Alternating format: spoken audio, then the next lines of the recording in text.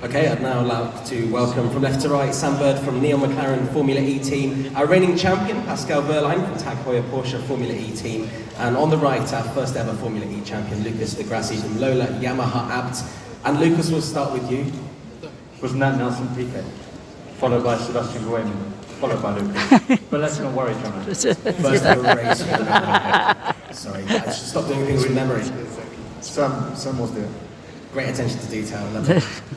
Yes, of course. And Sam, you were on the first ever podium as well, right? I was, we shared the There we go, trying to redeem myself. Anyway, Lucas, obviously great to be back here in Sao Paulo. How are you feeling ahead of this weekend? You've brought good weather for us today, thank you very much. There was always a risk. If you do a race in December in Brazil, we're going to have this type of weather. Hopefully the race stays dry because it's actually at the hottest part of the day. So we're expecting like 32, 33 degrees of temperature in the race, which are going to complicate the things a lot, but that's how the weather is. Hopefully it's not wet. Brazil, to open a season in Brazil, I think is extremely important for me as a Brazilian, because everybody's curious to see how the 4x4 is actually working, the new tire, the car being more beautiful, better with a new front. So I think it brings a lot of attention, and more, being from here, I see people wanted to come to the race, more ticket sales, more interest from the media. So I think the event is growing in Brazil, which is very good. It's a big market. There has been just the Senna Netflix documentary, so people are, wanted to see motorsport more and more, understand better what it is. The other categories are apart from Formula One, so I think it's good timing to have the race here. You're here for the third time with technically a third different team. What is achievable for Lola Yamaha Abt this year? It's a great proposition, a great collaboration. From what we've seen in the pre-season testing, I think the whole field is compressed. Clearly we are not the favorites, but I think we can be very close, and if here, especially here, with the temperature, with the strategy, with the slipstream, if you do a good quali and a good race, we can definitely fight for points and even podiums if you do the perfect race. But we still have a lot to develop. The base of the car is very good, but we still have a lot to develop to catch up on the guys that have much more years of experience. So literally the expectations can go from nothing to many points. And we're going to do our best and see the outcome on Saturday afternoon. Well, we wish you the best of luck. We'll move on to Pascal. Tomorrow is the first day that you start defending this title. You've got the number one on the car. How are you feeling coming into this first race? Yeah, feeling good. Had a good off-season.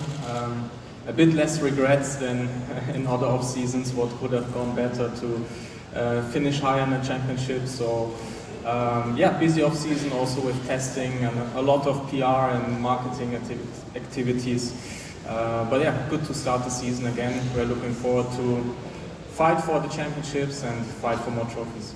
You were in pole position here last year. How important is qualifying at this track here in San Paolo? Not very important. So it's a good example here of the peloton style racing. So very energy sensitive, this track.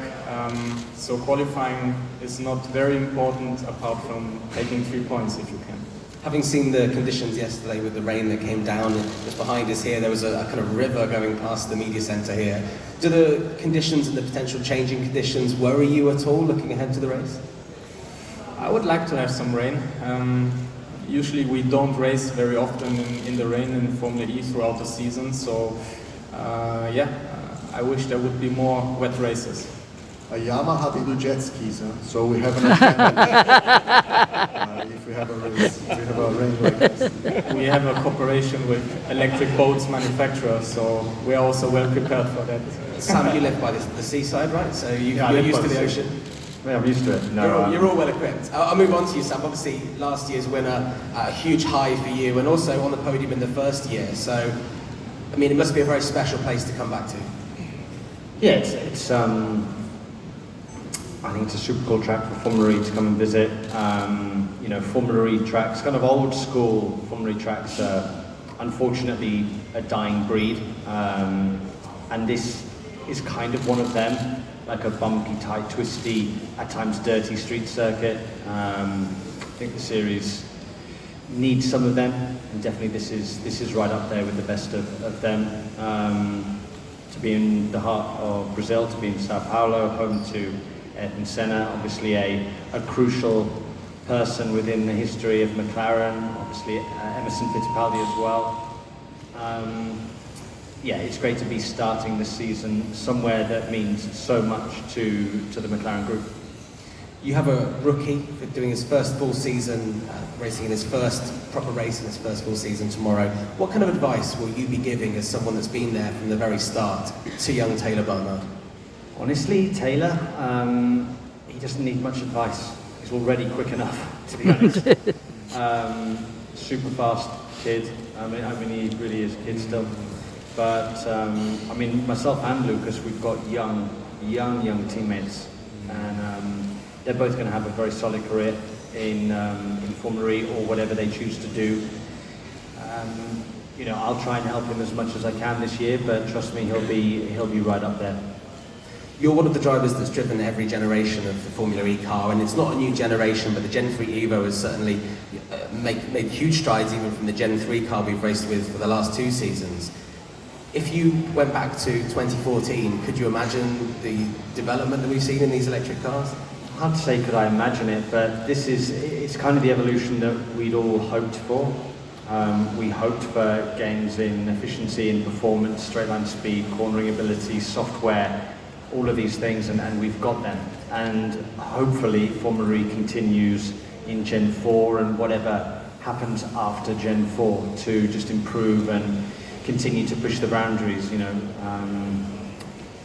Let's hope that in years to come we've got a racing car that can genuinely race on maybe some of the great tracks like Monza and Spa and be reaching speeds of well over 200 miles an hour. Okay, thank you very much. We do have some time for questions. If anyone would like to